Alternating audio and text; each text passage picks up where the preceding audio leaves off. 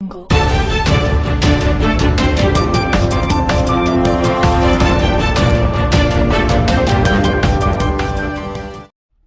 રામ મંદિરમાં દાન ચોરીની ઘટના હજુ તાજી છે. ચર્ચા દેશ દુનિયામાં છે તે આપણા ગુજરાતમાં અંબાજી મંદિરમાં દાન ચોરીની ઘટના બની હોય એવી માહિતી પ્રકાશમાં આવી.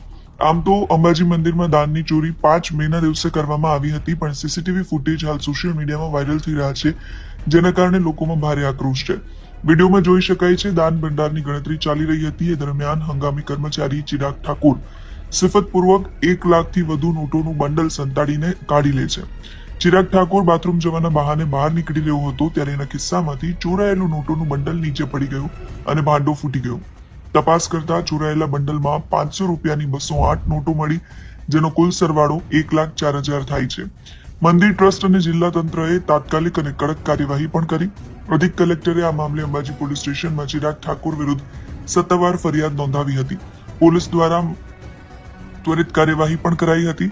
શરૂઆતમાં ચિરાગ ઠાકોરની ધરપકડ કરાઈ, ત્યારબાદ પૂછપરછ દરમિયાન તેણે આ ચોરીમાં સંડોવાયેલા અન્ય 2 વ્યક્તિઓના નામ પણ આપ્યા, જેના આધારે કુલ 3 આરોપીઓ સામે ગુનો નોંધી કાયદેસરની કાર્યવાહી કરાઈ.